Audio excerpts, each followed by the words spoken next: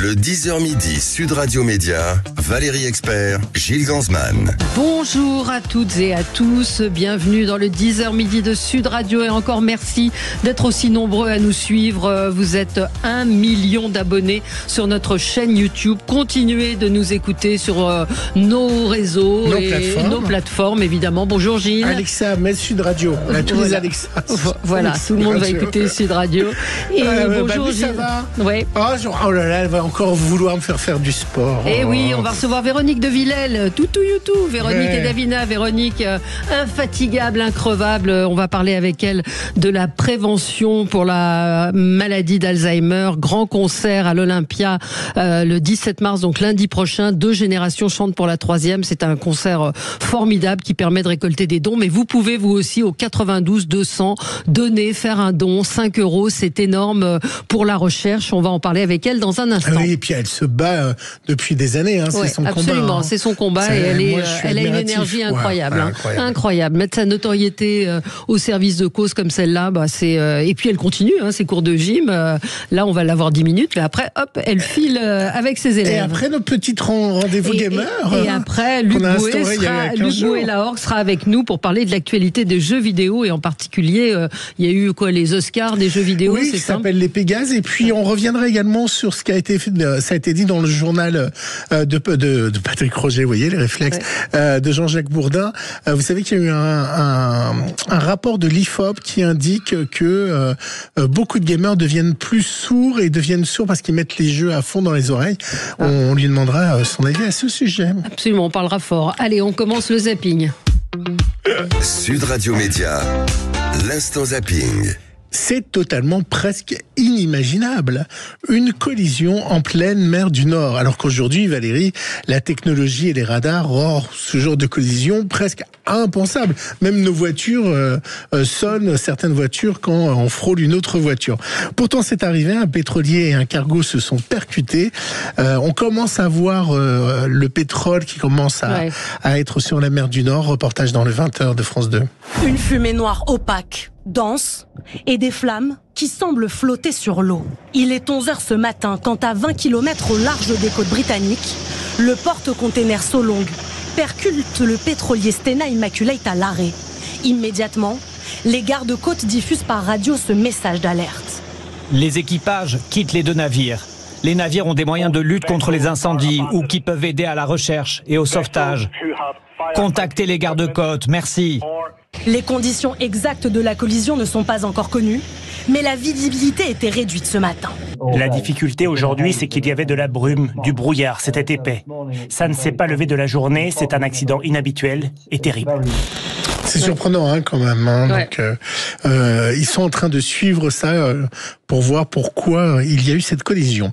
Alors hier, j'étais un peu zapping technologie, puisqu'on avait 2 journalistes de France Télévisions sur la technologie, et on m'a fait remarquer sur le web que j'avais oublié notre région sud. Mais non, je n'oublie pas la région sud et Sud Radio, et que notre berceau était en ébullition, Valérie, face à l'arrêt du chantier de la A69.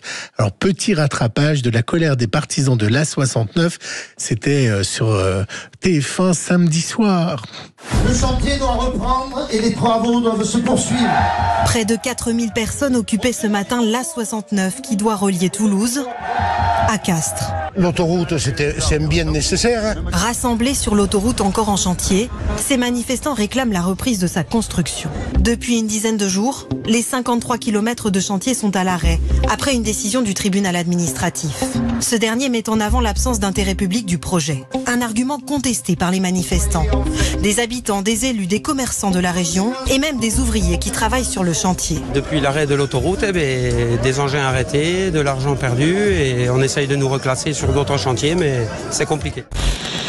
Alors, non, mais c'est un gros sujet, effectivement. Est-ce que vous avez vu les images en drone où elle est presque finie cette autoroute en fait? Non, mais on l'a évoqué ici sur le fait que Jonas Haddad, qui sera là tout à l'heure, expliquait la complexité juridique, à savoir que ça va mettre en cause un certain nombre d'autres chantiers, ça va faire jurisprudence. Et on se demande pourquoi tout n'avait pas été purgé. Hier, Touche pas à mon poste sur la chaîne Touche pas à mon poste, c'est la réalité, est revenu sur ce qui pourrait devenir un scandale sur les notes de frais et les enveloppes de déplacement à France Télévisions. Hier, Gilles Verdez est revenu sur cette affaire qui touche le groupe du service public. Il a expliqué vraiment ce qui se passait à France Télévisions, vous allez tout comprendre. À France Télévisions, dont le déficit est de 41 millions d'euros cette année. Il y a 1000 salariés qui ont une carte bancaire de fonction avec un budget qui leur permet 4000 euros de dépenses par mois. Et c'est pas fini. Les cartes permettent aussi d'avoir un plafond de retrait en espèces de 1000 euros par semaine. Normalement, c'était pour les envoyés spéciaux.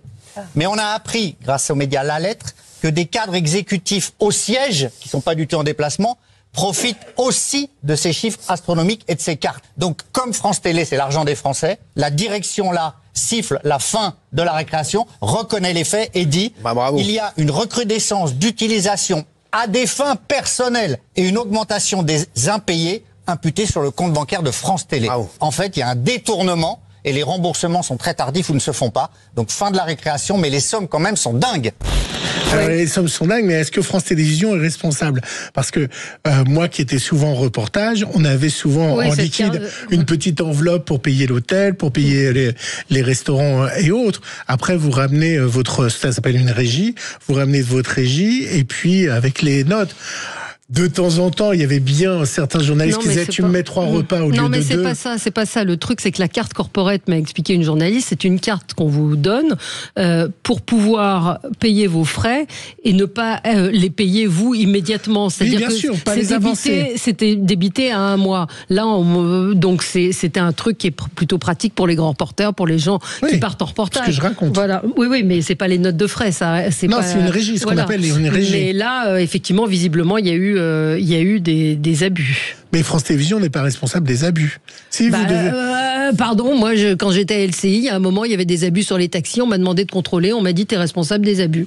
Donc, je contrôlais les taxis de tous mes invités. Donc, si, il y a des contrôleurs de gestion. Il y a des. Enfin, dans quelle entreprise vous n'avez pas de contrôle? Oui, c'est le cas ici d'ailleurs, sur les taxis à Sud Radio. Non, mais dans quelle entreprise privée vous n'avez pas de contrôle sur la gestion des frais? Enfin, il y a un problème quand même.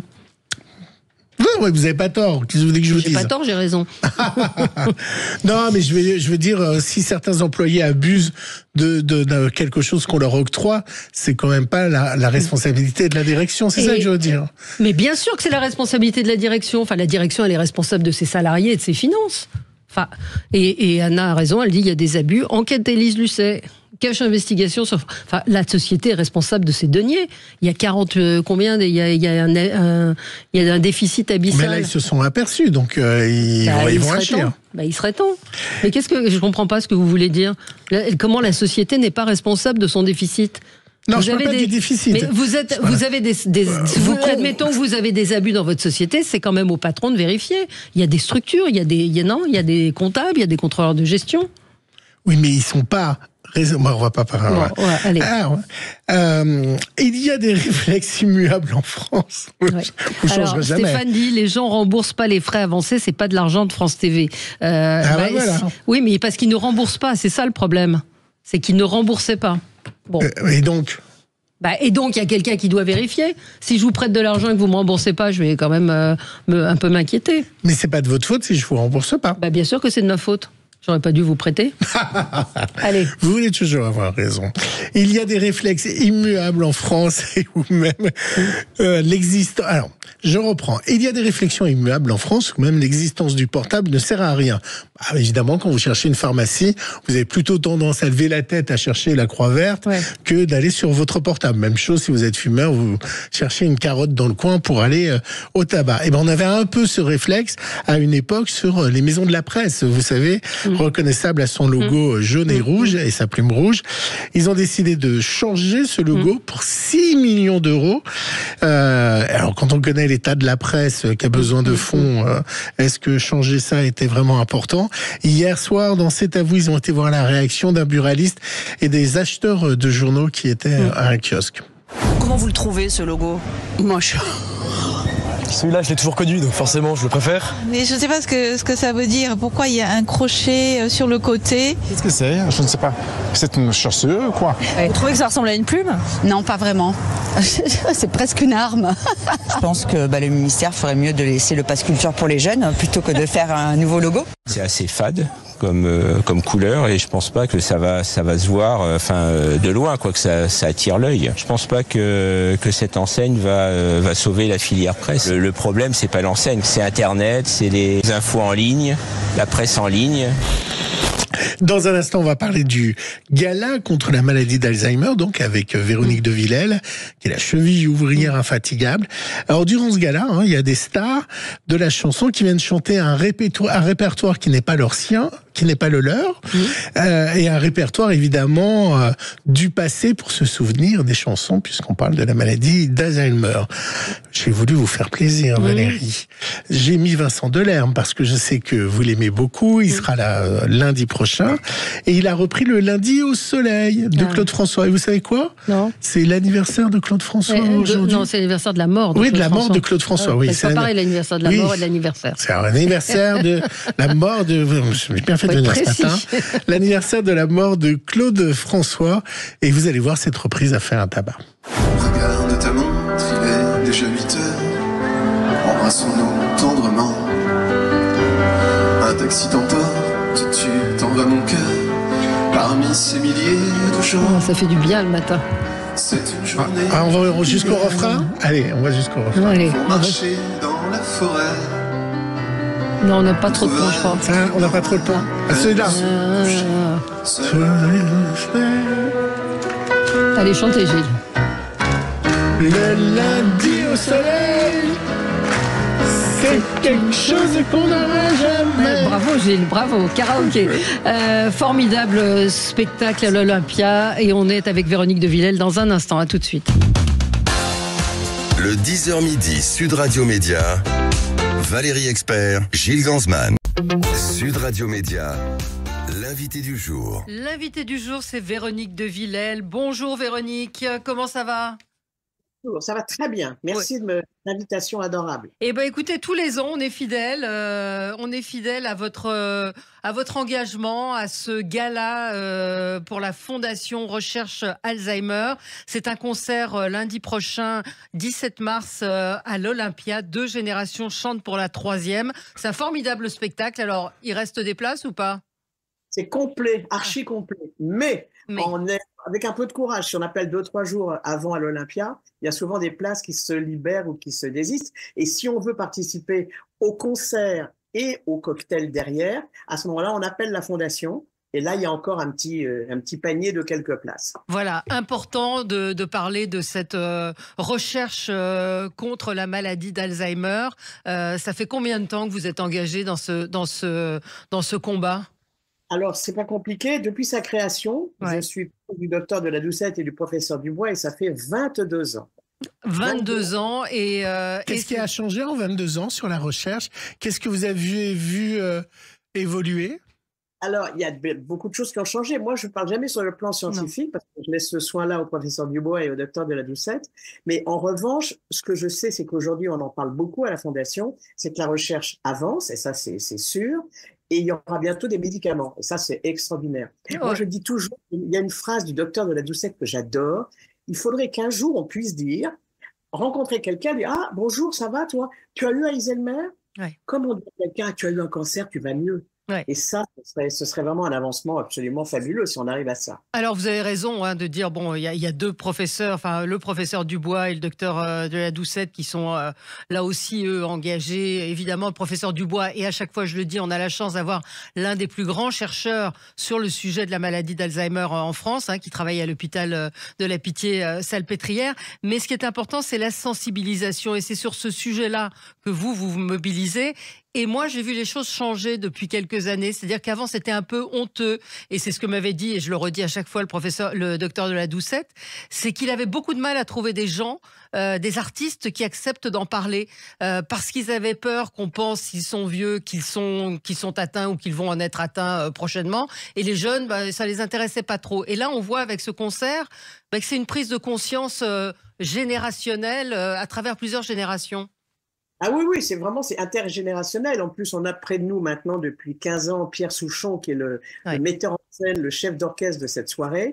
Tous les ans, on a un noyau d'artistes qui sont les mêmes, qui sont vraiment les très fidèles, qui sont, Souchon. Sandrine Kiberlin, Yann Nolwenn, Carla Bruni, Laurent Voulzy, et il y a... Les deux fils Souchon, évidemment. Et cette année, on a Manu Payet, on a Eddie Mitchell, et on a Alyosha Schneider, ce qui évidemment fait plaisir à beaucoup de gens. Et à vous aussi, j'espère, puisque c'est vous qui présentez.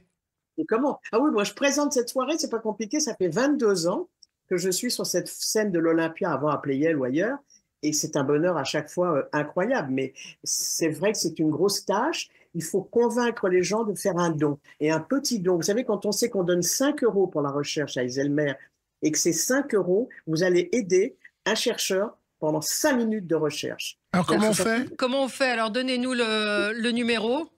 Regardez, si tout le monde le fait, c'est génial. Alors je le fais, chez mon portable. Allez, on y va. Allez, on fait comme si on envoyait un message. Un SMS. Pardon 92 922. D'accord? 92 222. 92 922. Et on envoie? Vous marquez don, D-O-N, point. Envoyez. Et ça va tout de suite vous enlever 5 € sur votre facture de téléphone. Merci pour votre don de 5 €. Voilà. Envoyez votre code postal pour que ce don soit reversé à votre fédération. Génial, merci Valérie, merci Gilles. Voilà. Voilà, c'est fait. Même John, notre réalisateur, l'a fait. Voilà, tout le monde l'a fait. Et j'espère que nos auditeurs l'ont fait chez eux. Vous parliez des Souchons, ils ont toujours été engagés auprès de vous parce qu'ils ont été touchés dans leur chair et dans leur famille par Alzheimer. Écoutez le petit message qu'ils ont mis sur YouTube. Passez notre amour à la machine. Allez, on donne de la voix, faites-le bouillir. Pierre, tu m'as demandé il y a quelque temps de venir pour faire un spectacle pour la maladie d'Alzheimer.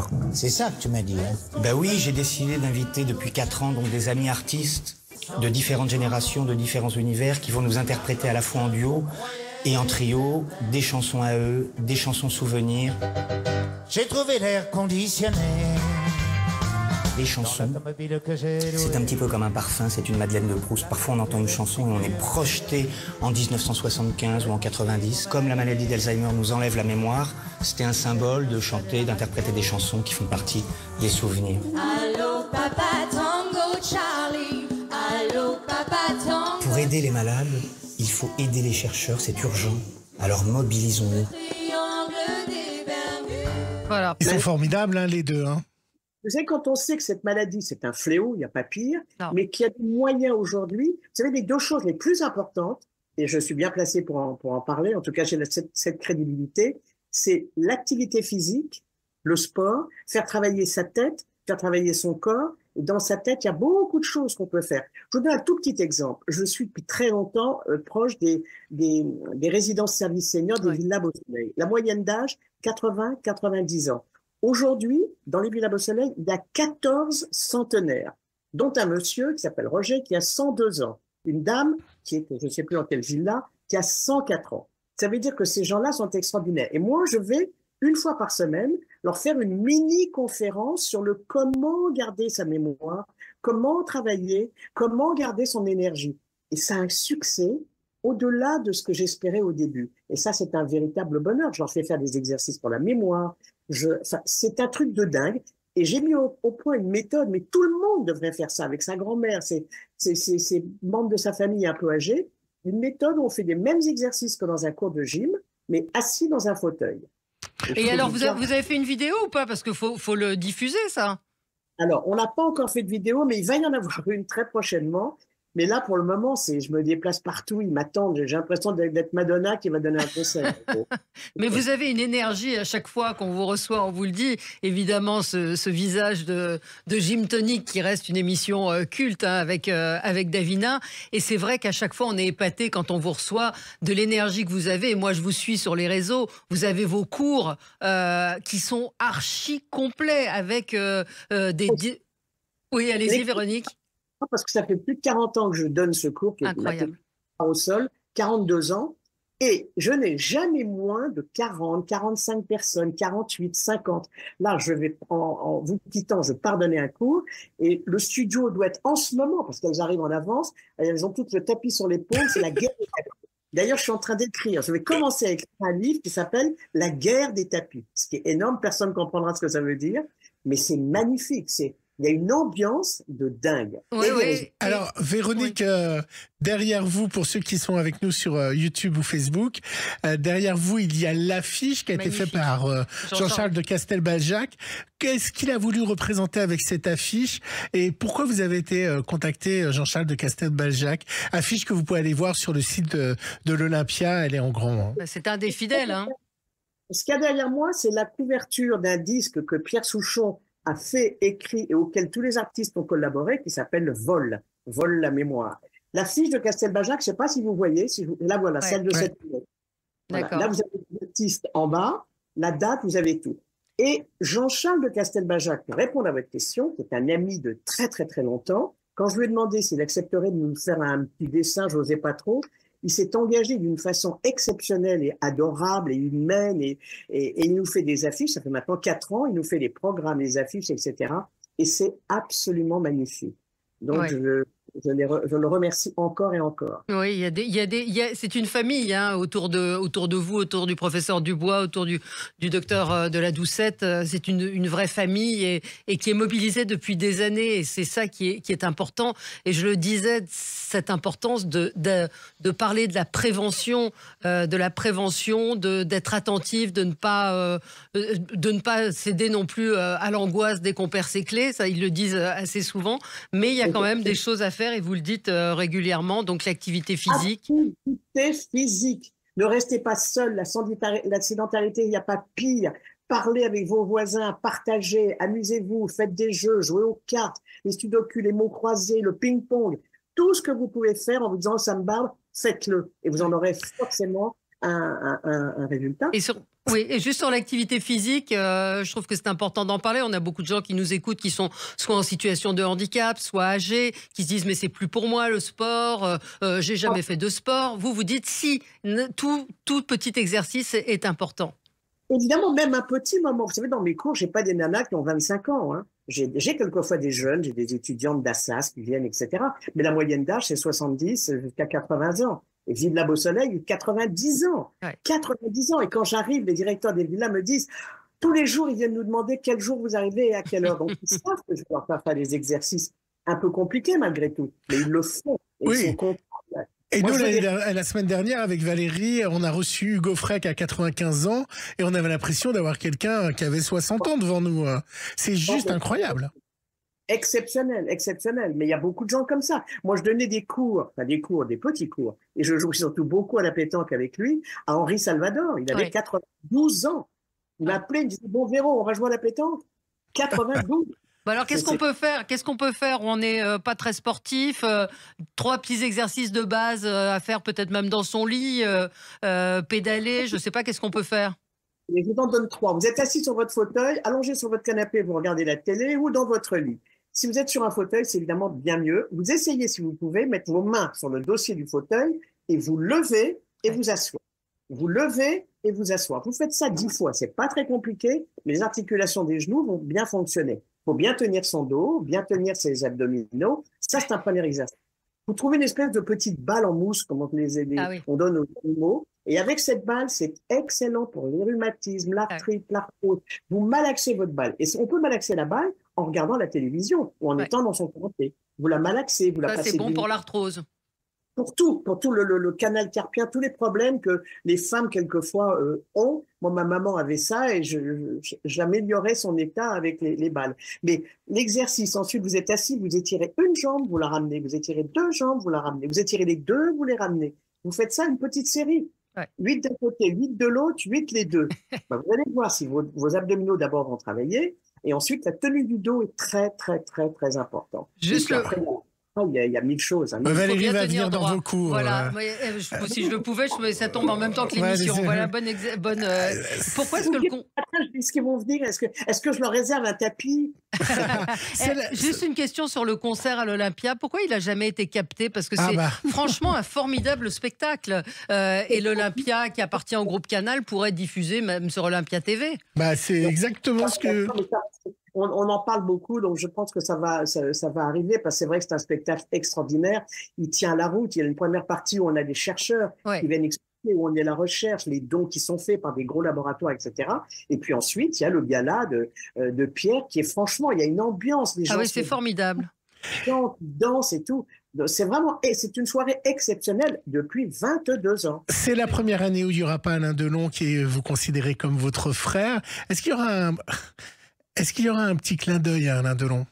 Surtout j'espère, joli hommage que je vais lui rendre, avec évidemment un beau clin d'œil. Et voilà, vous savez, c'est quelqu'un de très très proche de moi, je l'ai dit moult fois et très nombreuses fois. Et ce manque est affreux dans ma vie. Donc il sera présent à ce gala? Bien sûr, je rends un joli hommage avec des belles photos de lui, etc., etc. Très bien, merci beaucoup Véronique de Villèle d'avoir été avec nous. Donc 17 mars à l'Olympia, 2 générations chantent pour la 3e. Il y a évidemment ce SMS que vous pouvez envoyer au 92 222, c'est ça? Non, c'est pas ça. Si. 222. 92 222, vous envoyez don. 5 €, c'est pas grand-chose et la recherche a besoin de vous, la recherche pour lutter contre la maladie d'Alzheimer. Merci à vous et bon cours, bonne gym, toutou youtou. Je vous embrasse, bye bye. Nous aussi, au revoir Véronique. Sud Radio, le supplément média. Alors, on va parler jeux vidéo avec vous, Luc Boué de la Orgue. Pas deux, je vous ai rajouté une particule. Jules Boué, la Orgue, vous travaillez à la rédaction de Sud Radio, à la rédaction web. Vous êtes un spécialiste des jeux vidéo. Alors, un événement s'est tenu la semaine dernière, les Pégases 2025. Donc, les Pégases, c'est un peu les Oscars des jeux vidéo? Alors, c'est plutôt le Festival de Cannes des jeux vidéo. C'est 100% français. C'est organisé depuis 5 ans par l'Académie des arts et métiers du jeu vidéo. Et ça va récompenser majoritairement des productions françaises. D'accord. Et donc, alors, racontez-nous un petit peu ce qu'il y a quoi? Il y a meilleur acteur, meilleure musique. Alors, c'est presque ça. Il y a meilleur graphisme. Comment on distingue un jeu par rapport à un autre? Parce que il y a tellement de jeux différents. Un jeu de course face à un jeu d'aventure. Comment les différencier? Alors les jeux de course, c'est vrai que c'est assez rare qu'ils obtiennent des prix, il peut y en avoir, mais par exemple pour prendre l'exemple du meilleur jeu de l'année, ce qu'on appelle le GOTY dans le milieu, le Game of the Year, qui est décerné du coup pendant les Game Awards, qui est l'équivalent des Oscars du jeu vidéo. On va prendre en compte le jeu qui va offrir la meilleure expérience narrative, la meilleure expérience technique et aussi graphique. C'est un ensemble de choses et aussi les retours critiques des joueurs qui sont très importants. Qui sont importants, ouais. And the winner is? And the winner is. Par exemple, pour les Pégases, cette année, le plus grand gagnant, celui qui a élu le meilleur jeu, c'est Prince of Persia, le tout dernier. C'est un vieux jeu, ça. Alors non, ils en ont refait un qui s'appelle The Lost Crown, donc par le studio Ubisoft, qui est un studio français et un des plus gros studios de jeux vidéo au monde, et il a été nominé dans 4 catégories différentes, sur 18 au total. Ah oui, d'accord. Qu'est-ce qu'il a de particulier? Oui, pourquoi il a gagné? Alors, il a gagné parce qu'il a le meilleur game design. Donc, le game design, c'est tout ce qui se raccroche à graphiquement comment le jeu est, tout ce qui est comment le personnage va se comporter dans l'espace du jeu, à quel point les niveaux sont bien pensés. C'est aussi le meilleur jeu en termes d'accessibilité. Donc parce qu'il y a toute une part pour les handicapés, on en a déjà parlé dans une précédente émission, mais qui est de plus en plus importante. Et c'est aussi le meilleur jeu dans l'univers sonore. Il y a une bande son dans ce jeu travaillé, magnifique, avec de très belles musiques. Donc il a été nominé dans ces 3 catégories et dans celle du meilleur jeu vidéo tout court. Et vous en pensez quoi? Moi, j'ai pas encore eu l'occasion d'y jouer. Il est sur ma petite liste parce que j'ai une très grande liste et du peu que j'ai pu observer, le gameplay, ça me donne envie. C'est un jeu en plus qui se démarque un petit peu parce qu'en fait, il revient aux sources un petit peu des jeux vidéo à l'ancienne. C'est ce qu'on appelle un platformer, c'est-à-dire plutôt en 2D qu'en 3D. C'est un 2D 3D. C'est en fait, on voit de côté le personnage davantage sauter sur des plateformes et avancer dans un niveau. Et donc, ça fait aussi une petite part nostalgique. Moi, il me tente bien. Il vous tente bien. Alors, est-ce que pour la musique, c'est comme pour le cinéma, c'est des orchestres qui jouent les bandes ou c'est plutôt créé électroniquement? Alors, ça dépend des jeux et de leurs moyens, parce qu'il y a des jeux et des studios qui ont des moyens colossaux, qui fait que du coup, ça peut être produit effectivement par de vrais musiciens, des orchestres, c'est préenregistré en studio. Et il y en a d'autres avec leurs petits moyens du bord, comme les petits jeux étudiants. C'est une des nominations, par exemple, au Pégase, qui eux vont faire ça avec les moyens du bord et justement faire ça électroniquement, oui. D'accord. Et il y a eu quoi d'autre comme jeu qu'on a pu remarquer ou que vous avez beaucoup aimé, vous êtes content qu'il ait eu un prix? Alors moi, par exemple, là, il y a le meilleur jeu étranger, c'est Warhammer 40 000 Space Marine 2. Ah bah la Valérie, elle est fan. Elle est tout le temps connectée là-dessus, sur Warhammer. Alors Warhammer, grande franchise très connue de l'univers pop culture. Ouais. Je n'y connais rien, je n'ai jamais joué, je ne joue pas, mais ça me fascine, effectivement. Donc alors ce jeu, oui. Ce jeu a eu le prix du meilleur jeu étranger. Moi, je l'ai acheté pour jouer avec des amis, parce que c'est un jeu qui est extrêmement bien pensé pour jouer à plusieurs. On peut jouer à 3, entre amis, et discuter, faire des missions. Et c'est un jeu, en gros, à la 3e personne, qui nous fait incarner des Marines surdéveloppés de l'espace qui vont se battre contre des aliens. Donc c'est sympa, je suis content. Aujourd'hui, on parle beaucoup du retour du service militaire ou de la guerre qu'on voit à la télévision avec tout ce qui se passe.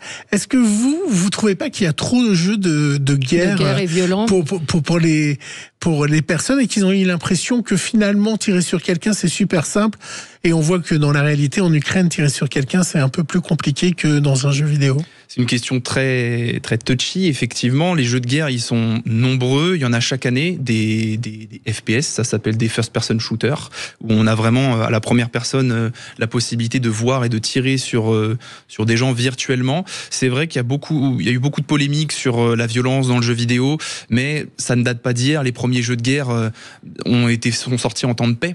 Enfin, il n'y a jamais eu de vrai temps de paix. Je vais essayer de faire attention à ce que je dis, mais je pense que la prolifération des jeux de guerre, c'est bien aussi dans un sens, parce qu'il y a certaines études qui démontrent que ça permet à certaines personnes de canaliser, de décompresser, et en gros, c'est un exutoire, ça permet de se défouler. Donc les jeux de guerre, pour moi, sont une bonne chose, mais comme toute chose, il faut savoir doser la pratique. Oui. Alors, on a entendu dans le journal de Jean-Jacques Bourdin et dans le flash de 8h ce matin qu'il y avait un rapport de l'IFOP qui indiquait qu'il y avait de plus en plus de jeunes qui avaient des problèmes d'audition parce qu'ils jouaient aux jeux vidéo. Alors, les jeux vidéo sont souvent attaqués, mais là, c'est une nouvelle attaque sur le fait qu'ils ont des casques qui mettent les choses à fond pour s'isoler et être vraiment dans le jeu.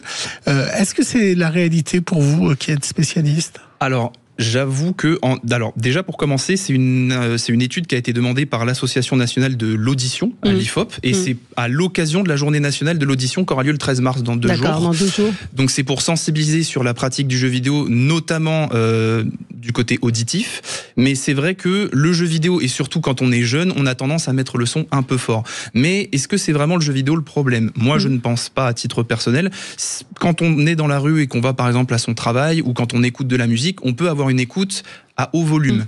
Le jeu vidéo, le problème, c'est la durée. Le problème, c'est la durée, effectivement. Et le jeu vidéo, c'est particulier parce qu'il y a certains jeux vidéo qui demandent en quelque sorte que le son soit net, clair et des fois un peu fort. Par exemple, les jeux de guerre dont on vient de parler, dans certains cas, c'est important que le son soit fort pour qu'on puisse entendre les ennemis, les détails quand on est en train de jouer en ligne. Ou quelqu'un qui est en train d'armer. Exactement. Et vous dites au son, il y a quelqu'un qui est en train de... Il est pas loin, et du coup, je vais le repérer. Donc, pour performer compétitivement dans ce genre de jeu, avoir un son important et fort, ça peut être nécessaire. Mais je tiens à dire quand même qu'aujourd'hui, on a beaucoup de matériel de très bonne qualité, des casques à réduction de bruit, par exemple, et on peut très bien avoir un son sans être fort, qui soit net et de très bonne qualité, qui ne nécessite pas une écoute à haut volume. Mais est-ce que les parents peuvent agir sur la console comme on peut agir sur notre portable et mettre un limiteur de bruit ? Alors, mettre un limiteur de bruit, j'avoue que je ne sais pas. Il y a des contrôles parentaux très poussés aujourd'hui sur les consoles d'aujourd'hui. Ce que je peux vous dire, c'est que dans les consoles aujourd'hui, on a des paramètres qu'on peut régler pour le son de façon très précise. On peut par exemple équilibrer le son du jeu et d'un chat vocal avec des amis. Sur une console de Microsoft Xbox par exemple, vous avez le paramètre directement dans le menu. C'est très facile d'accès, très intuitif. Vous avez le logo du son et vous allez pouvoir régler comme ça le volume et le mettre très bas. Alors Stéphane nous dit ça existe déjà Fortnite. C'est-à-dire je ne sais pas. Stéphane, précisez ce que ça veut dire. Ça existe déjà. Alors, Fortnite, peut-être dans Fortnite, peut-être que ça existe, qu'on puisse limiter le son. Limiter le son. Alors déjà, sur tous les jeux vidéo, vous pouvez limiter le son dans le jeu. Vous avez des paramètres de son qui sont propres au jeu. Et derrière, vous avez les paramètres de votre console en globalité pour gérer le son dans votre casque ou vos écouteurs. Il dit, Stéphane, il suffit d'une mise à jour sur le système de la console pour répondre à votre question. Stéphane, il a toujours réponse à tout. Et il nous parle de l'échec du dernier Call of Black. Call of Duty Black Ops 6 ? Oui, Black Ops. Alors j'avoue que j'ai pas les chiffres en tête et je n'ai pas vu. J'ai joué au jeu et à titre personnel, je le trouve plutôt excellent. Ça fait partie des meilleures franchises de Call of Duty, Black Ops, parce qu'il y en a 2 principales. On va éviter de rentrer dans trop de détails, mais à mes yeux... Stéphane, c'est incroyable. On parle voiture, il connaît le moteur, on parle carotte, il sait comment faire revenir les carottes, on parle il connaît beaucoup de choses. En ce moment, vous conseillez quoi comme jeu ? Qu'est-ce qu'il y a à la cote ou qu'est-ce qu'il y a en nouveauté ? Alors en nouveauté, le 6 mars est sorti Split Fiction, un jeu créé par un studio français qui a déjà fait de très belles productions.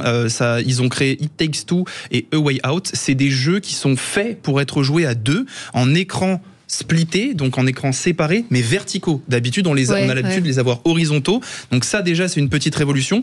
Et j'adore ce type de jeu parce que narrativement, ils sont très riches, ils sont très bien faits. Et c'est pour moi certainement un bon candidat au meilleur jeu de l'année. Il nous parle de Silent Hill 2. Je sais. J'avoue que j'ai pas l'info sur celui-ci. D'accord. Alors juste pour revenir sur de l'actualité sur le son, on s'en est un peu parlé avant l'émission. Pour vous, le problème c'est pas le son, c'est plutôt l'image et que il y a vraiment des gens qui ont des problèmes et vous avez des lunettes spéciales pour jouer. Alors oui, ça existe beaucoup de marques font des lunettes spéciales pour le gaming, pour le jeu vidéo, mais c'est vrai que, alors il faut pas minimiser des études qui ont été faites et des experts qui ont donné leur avis. Peut-être que l'auditif c'est un problème, mais le vrai premier problème du jeu vidéo c'est la vue, effectivement, et la dégradation qu'on peut avoir de la vue à force d'être devant un écran. Et en fonction de la plateforme, je pense que le problème peut être un peu plus important. Lorsqu'on joue sur ordinateur, on a l'écran plus près. Quand on est sur une télé, le canapé a plus de distance. On sait que c'est bien d'avoir une distance de 2-3 mètres avec son écran en fonction de sa taille. Mais moi, j'ai des lunettes anti-lumière bleue, effectivement, pour éviter la dégradation de ma vue. Donc, vous conseillez que les parents achètent à leur enfant ces lunettes qui vont simplement enlever... Déjà, on met pas les enfants devant les jeux vidéo, on évite. Vous savez, sur notre radio, j'ai un auditeur où son fils joue à des jeux qui sont interdits aux plus de 14 ou 18 ans.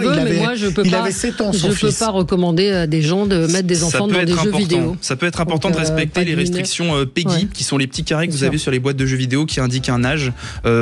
Faut essayer de les respecter si possible. Après, il y a des jeux éducatifs pour les enfants. Oui, à partir de 3 ans. Mais les écrans sont déconseillés. En général, vraiment. Et les jeux. Votre petit-fils, vous lui enlevez ça. Et les jeux en particulier. Une plaquette. Non, parce que c'est tellement addictif. Franchement, c'est tellement addictif que c'est très très dangereux. Moi, je trouve ça très très dangereux. Moi, je vais vous enlever votre portable. Oui, justement. Oui, lunettes bleues, nous dit Laurence. Merci beaucoup, Luc Boué-Lahorgue. Merci d'avoir été avec nous pour cette actualité des jeux vidéo. Dans un instant, les débats. Tout de suite. Sud Radio, c'est votre opinion qui compte.